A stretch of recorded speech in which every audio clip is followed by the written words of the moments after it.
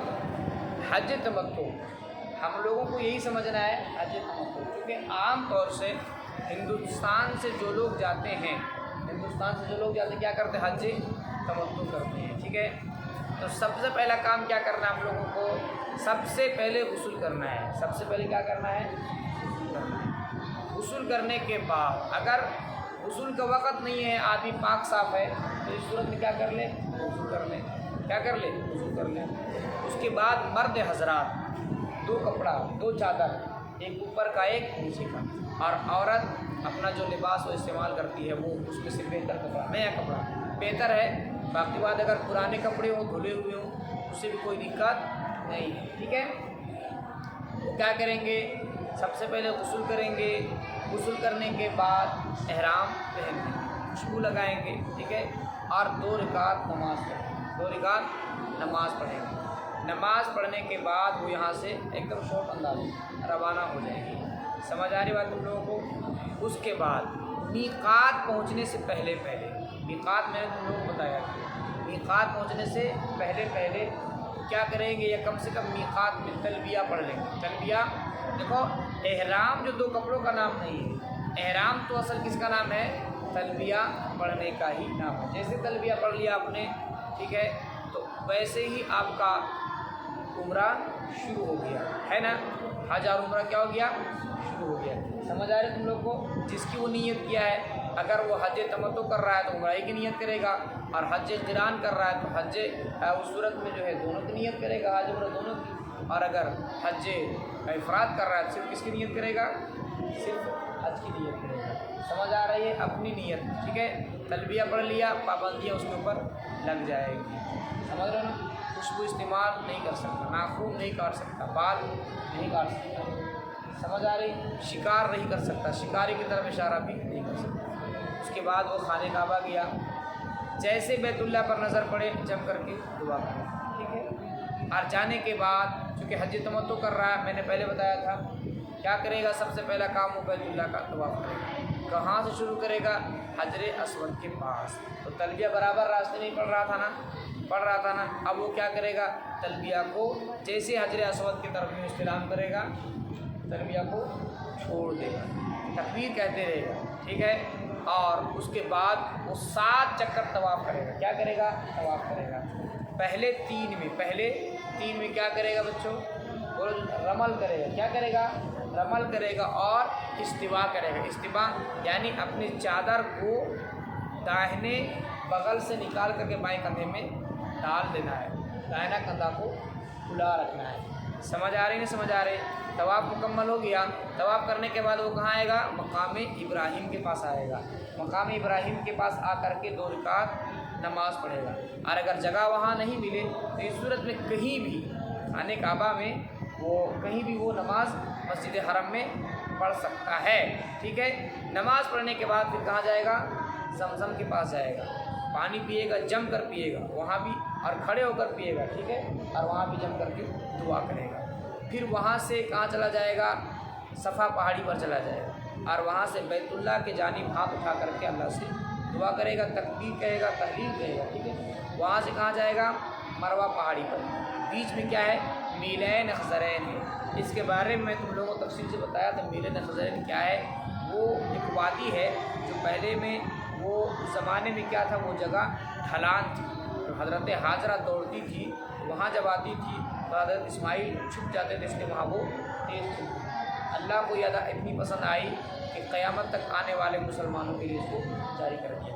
औरतें वहाँ नहीं दौड़ेंगी। ठीक है, वो अपने दरमियाना चाल में चलेंगे। मर्द हजरात मीलैन खज़रैन के दरमियान थोड़ा तेज़ चलेंगे। वहाँ जाएंगे मरवा पहाड़ी पर।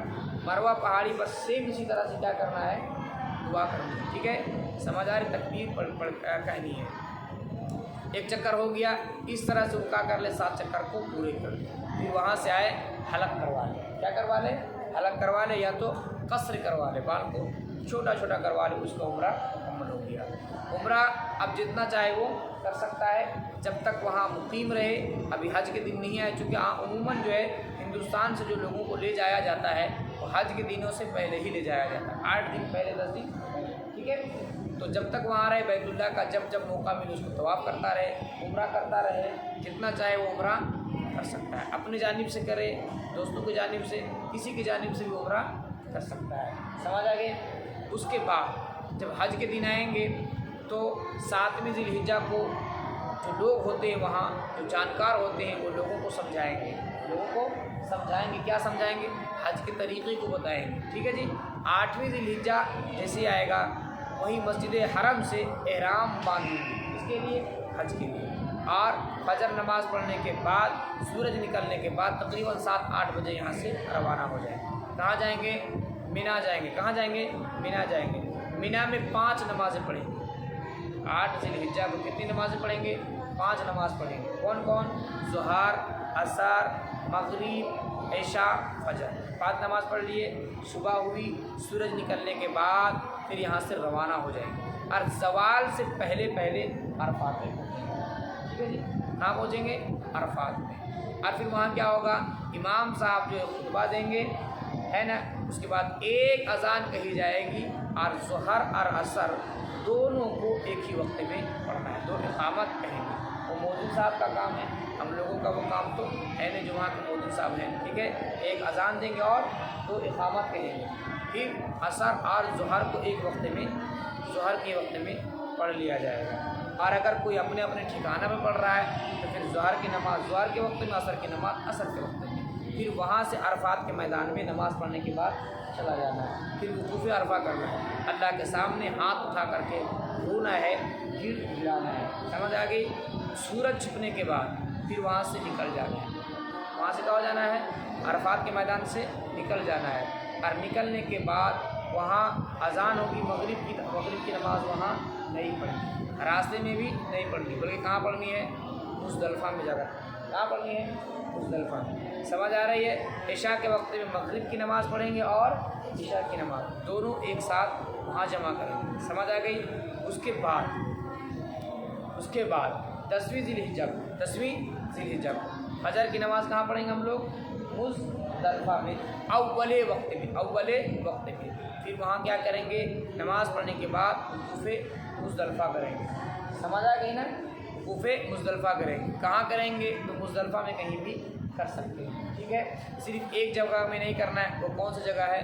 वादी मुहस्सर, जहाँ पर वो जो अबरहा है और अबरहा की फ़ौज है उनके ऊपर अल्लाह का अज़ाब आया था, वहाँ नहीं करना। बाकी उस जगह को छोड़कर कहीं भी वक़ूफ़ कर सकते, इसको वक़ूफ़ मुज़दलिफ़ा कहा जाता है। ठीक है।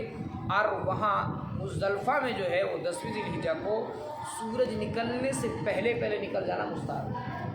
सूरज निकलने से पहले पहले क्या है? निकल जाना मुस्तहब। वहाँ से निकल करके कहाँ आ जाएंगे? फिर हम लोग फिर मीना आ जाएंगे। कहाँ आएंगे? मीना। और मीना में आने के बाद पहला काम क्या करना है?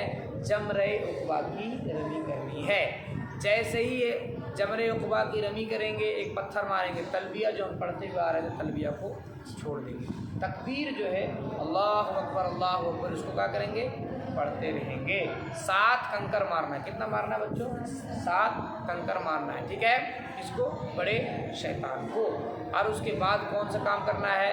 कुर्बानी करनी है। चूँकि हज तमत्तु कर रहा है, हज तमत्तु करने वाले के लिए कुर्बानी करना क्या है? वाजिब और ज़रूरी है। कुर्बानी कर लिया। समझ आ रही ना? कुर्बानी करने के बाद फिर इसको क्या करना है? हलक करवा लेना। क्या करवाना है? हलक करवा लेना है। ठीक है। अब ये इसके लिए तमाम चीज़ें हलाल हो गई। खुशबू इस्तेमाल कर सकता है, नाखून काट सकता है, बाल कटवा सकता है, सिर्फ औरत हलाल नहीं। ठीक है। और अगर औरत है तो उसके शौहर हलाल नहीं है। समझ आ रहे ना हमारी? कब तक? जब तक वो तवाफ़ ज़ियारत कर ले।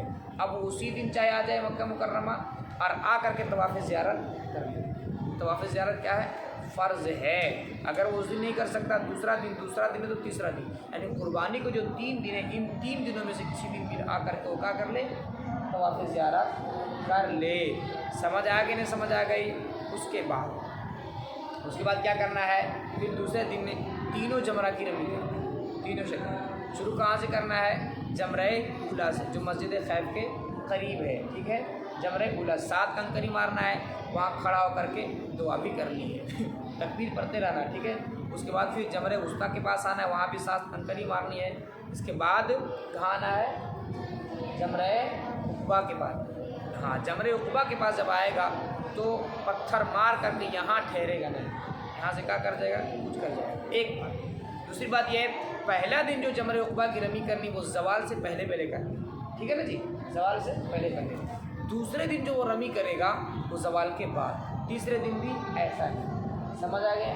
اور اگر چوتھا دن اگر وہ اگر رکنا چاہتا ہے تو رک کر کے اس کی رمی کرے گا، اور اگر نہیں رکنا چاہتا ہے تو جلدی وہاں سے رکا کر جائے، ٹھیک ہے۔ اگر وہ زوال کے بعد وہاں سے نکلتا ہے اس صورت میں اس کو جو ہے رمی کر کے ہی نکلنا پڑے گا۔ اس طرح سے حج کا جو طریقہ ہے وہ شارٹ انداز میں اور خلاصے کے طور پر میں نے پیش کر دیا۔ امید ہے تم لوگوں کو سمجھ میں آ گیا ہوگا۔